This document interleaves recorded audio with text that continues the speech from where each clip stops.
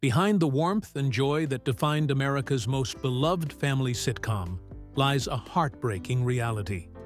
The Cosby Show brought us together every Thursday night, teaching us about love, family, and hope. Yet since the cameras stopped rolling in 1992, tragedy has touched this treasured cast in ways that would shatter the hearts of the millions who welcomed the Huxtables into their homes. From sudden accidents to devastating illness, these losses remind us that even our most cherished TV families are not immune to life's cruelest turns. Clarice Taylor. When viewers first met Anna Huxtable on The Cosby Show, they instantly understood where Cliff Huxtable got his warmth and wisdom from his mother.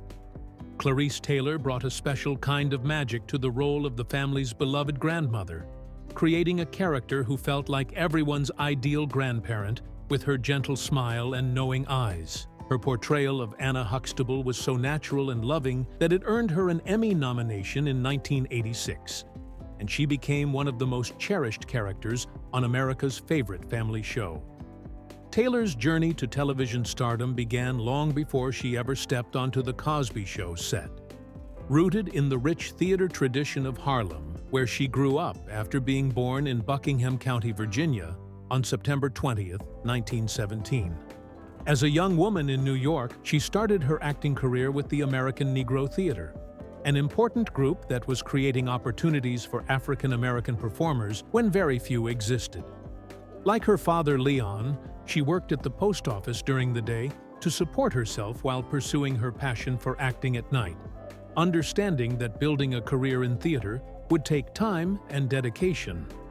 In the late 1960s, Taylor became one of the founding members of the Negro Ensemble Company, which was headquartered in New York's East Village and became a launching pad for many future stars, including Sidney Poitier and Harry Belafonte. Her work with the company led to her first film role in 1969 in Change of Mind, followed by parts in movies like Play Misty for Me with Clint Eastwood and Five on the Black Hand Side, where she brought a character she had originally played off-Broadway to the big screen. Taylor also made her mark on Broadway in The Wiz as Ada Pearl, the Good Witch of the North, and won an Obie Award in 1987 for her one-woman show about comedian Moms Mabley, a performance that showcased her incredible range as an actress. On May 30, 2011, Clarice Taylor passed away peacefully from congestive heart failure at her home in Englewood, New Jersey, at the age of 93. She had been living quietly in retirement, surrounded by her two adopted sons, William and James Thomas, and her extended family, who had supported her throughout her long career. Her death marked the end of a remarkable life that spanned more than 5 decades in entertainment, during which she broke barriers and opened doors for future generations of African American actors.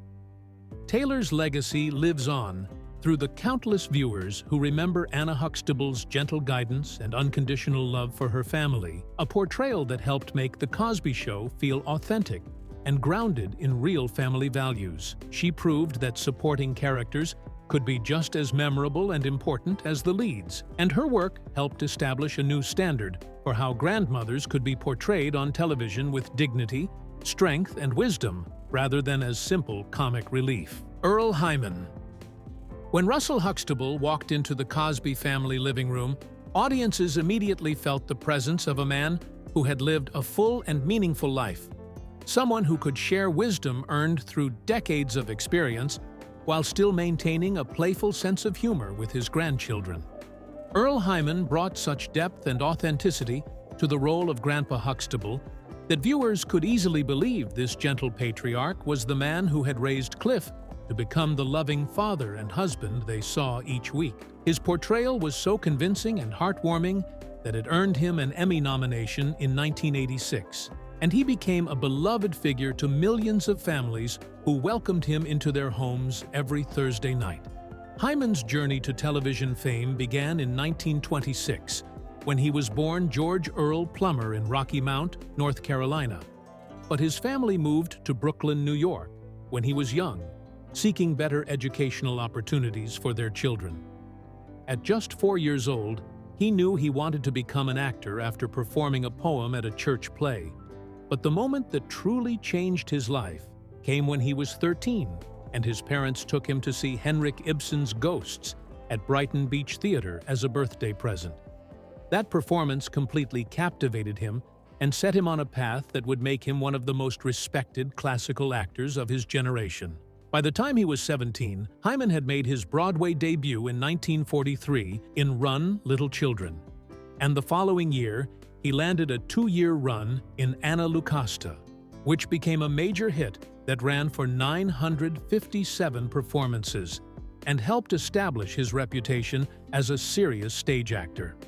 Throughout the 1950s, he became a charter member of the American Shakespeare Theatre in Stratford, Connecticut, where he made history by becoming the first African-American actor to play all 4 major Shakespearean roles of Hamlet, Macbeth, King Lear, and Othello, playing the latter role more than 500 times over his career. His love for classical theater eventually led him to Norway, where he learned to speak fluent Norwegian and became a star in their theater scene, even earning the St. Olav's Medal in 1988 for his contributions to Norwegian theater. On November 17, 2017, Earl Hyman passed away peacefully at the age of 91 at the Lillian Booth Actors Home in Englewood, New Jersey, the same town where his television wife Clarice Taylor had lived and died 6 years earlier.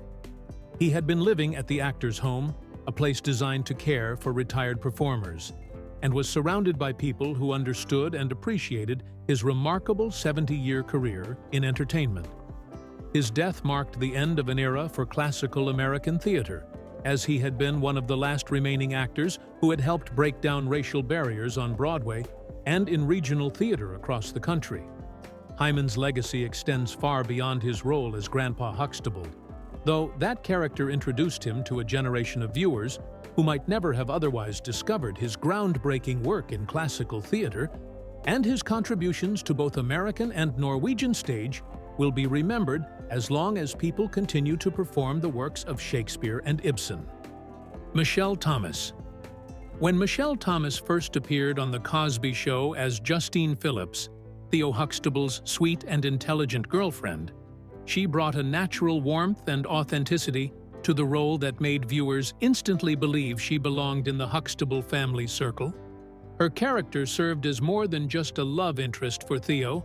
as she often provided a grounding influence and showed the kind of young woman who could challenge him intellectually while still supporting his dreams and ambitions. Thomas appeared in 8 episodes between 1988 and 1990, and her chemistry with Malcolm Jamal Warner was so genuine that their on-screen relationship felt like the real teenage romance that many viewers remembered from their own high school years. Born Michelle Doris Thomas on September 23, 1968, in Boston, Massachusetts, she grew up in a family deeply connected to the entertainment world. As her father, Dennis Thomas, was a founding member of the funk band Kool and the Gang, and her mother, Finjuar Thomas, was a stage actress who became Michelle's first acting coach. The family moved to Montclair, New Jersey, where Michelle attended West Essex High School and graduated in 1987. But from an early age, she had accompanied her mother to theater rehearsals and performances, absorbing the craft of acting through observation and hands-on experience that would serve her well throughout her career. After her success on The Cosby Show, Thomas continued building her resume with guest appearances on various television shows and small roles in films like Hangin' with the Homeboys in 1991. But her breakthrough role came in 1993 when she was cast as Myra Monkhouse on the hit sitcom Family Matters.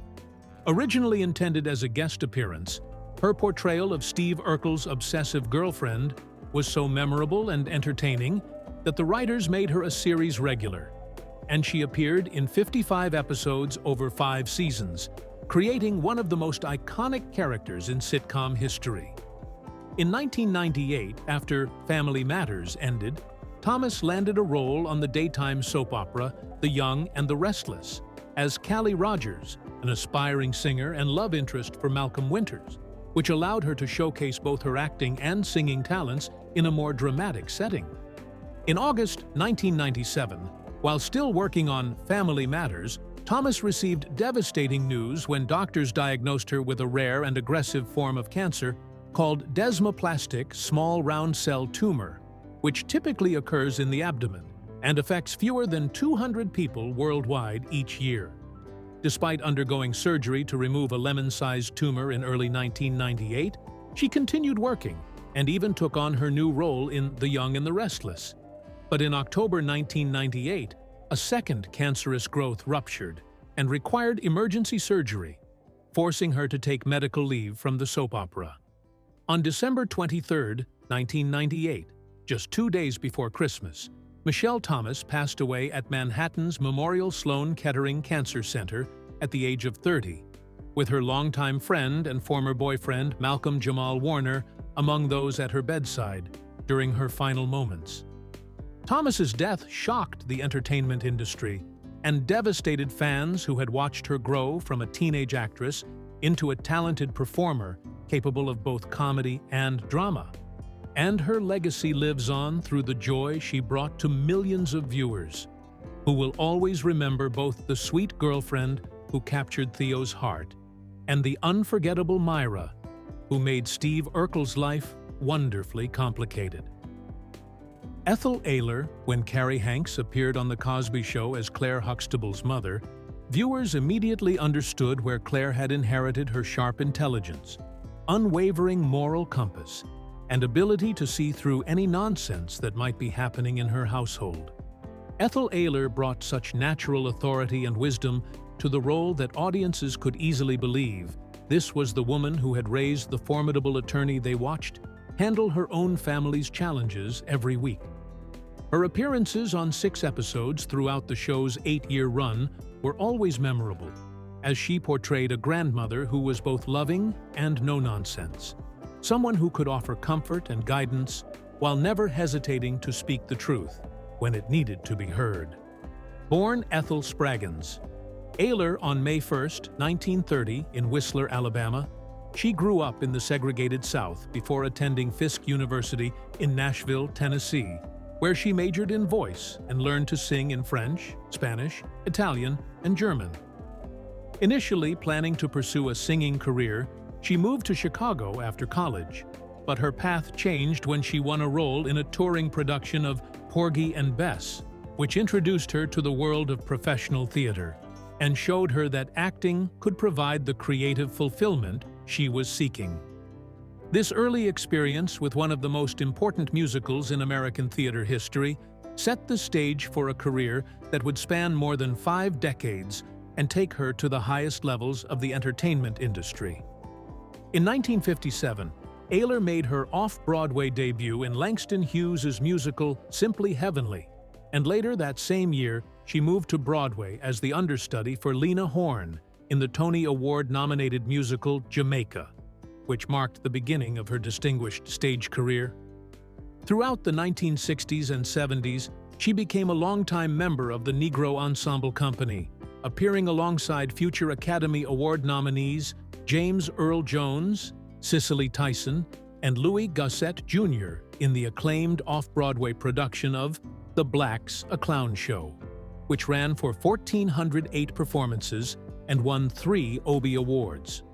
Her most prestigious Broadway role came in 1987, when she was cast in the original production of August Wilson's Fences, understudying Tony Award winner Mary Alice in the role of Rose, and her final Broadway appearance was in 1997 in The Little Foxes, alongside Stockard Channing and Frances Conroy.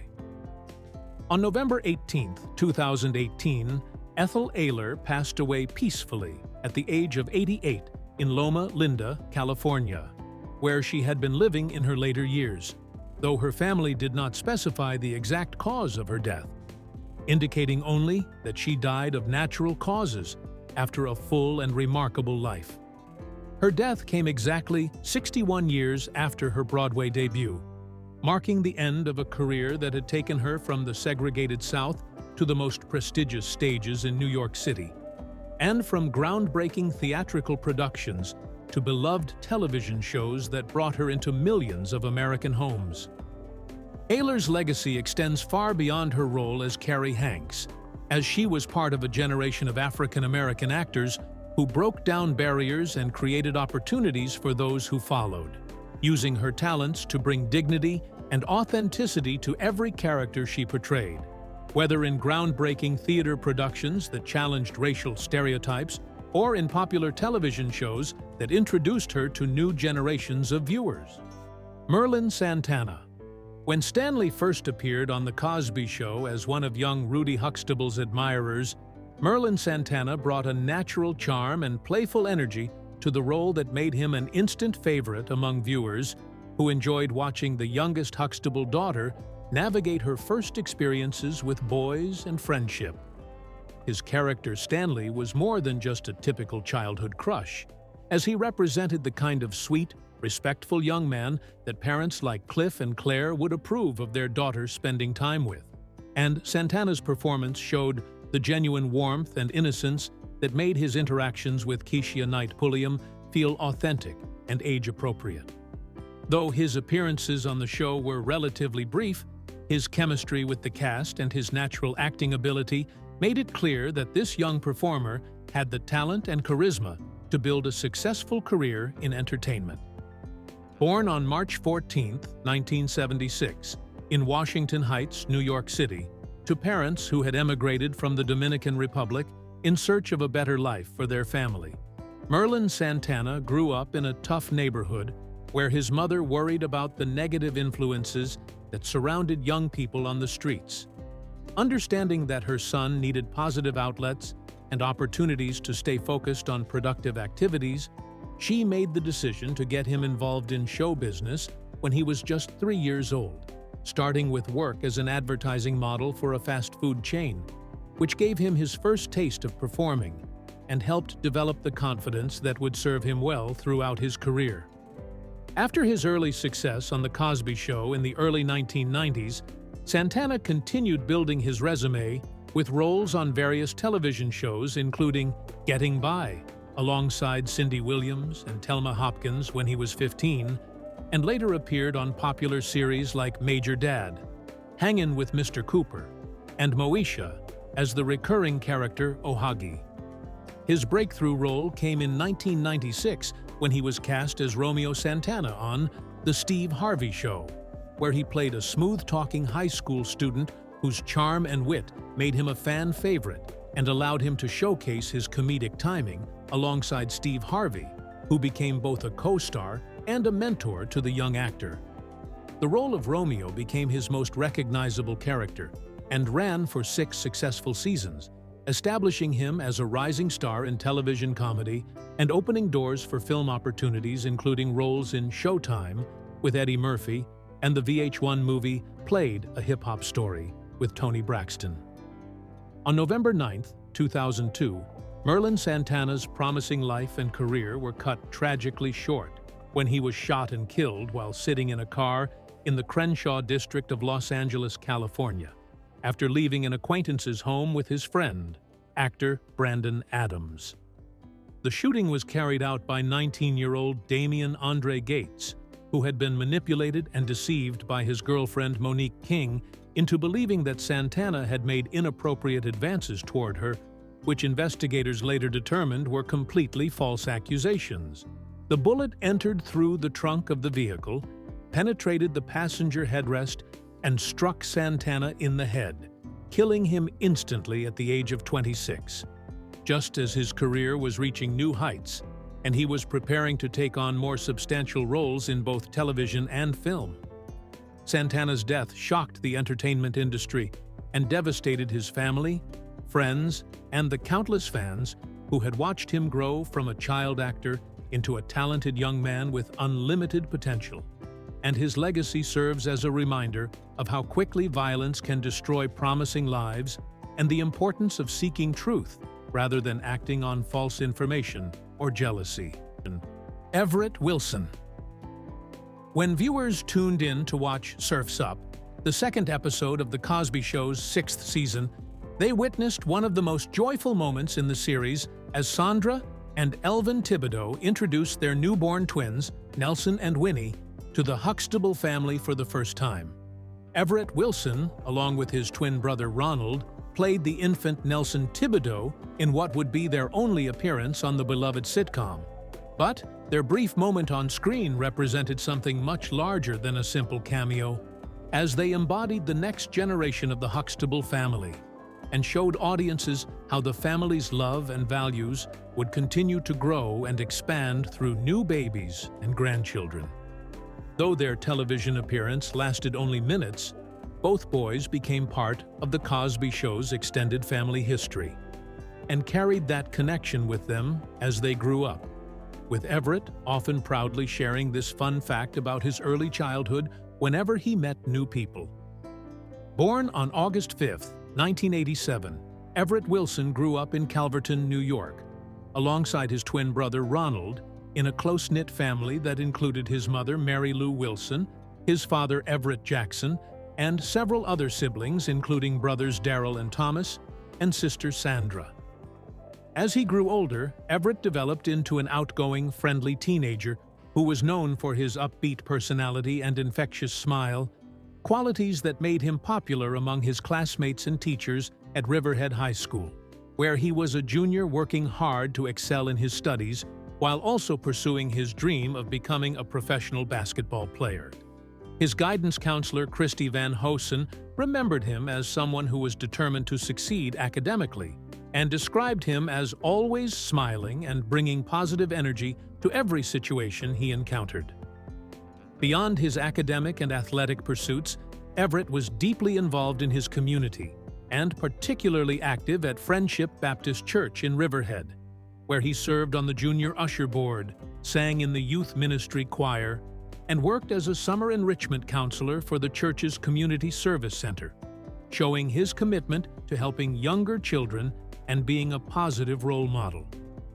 Linda Cowell Pritchard, the church's youth ministry director who Everett called his second mother, remembered him as someone who lived his life encouraging young people to have fun while staying grounded in their faith, and she noted that there was just something special about his ability to lift up others and bring joy to any room he entered. His brief appearance on The Cosby Show remained a source of pride and excitement throughout his teenage years, and he would often bring it up when meeting new people as a way to break the ice and connect with others who remembered the show. On January 8, 2005, Everett Wilson's promising young life was tragically cut short when he was killed in a devastating automobile accident on Route 25 near Fresh Pond Avenue in Calverton, New York, when the car he was riding in as a passenger left the road and struck both a utility pole and a pickup truck. He was just 17 years old and had recently received his driving permit, looking forward to the increased independence and opportunities that would come with being able to drive himself to school, church activities, and basketball practice. The driver of the car, who was an acquaintance of Everett's, was arrested at the scene on charges of driving while intoxicated, adding another layer of tragedy to an already heartbreaking situation that could have been completely avoided. Wilson's death devastated his family, friends, classmates, and church community, all of whom gathered to remember a young man who had touched so many lives in his brief time on earth. And his funeral was held at Friendship Baptist Church before he was buried in Riverhead Cemetery, leaving behind a legacy of kindness, faith, and determination that continues to inspire those who knew him.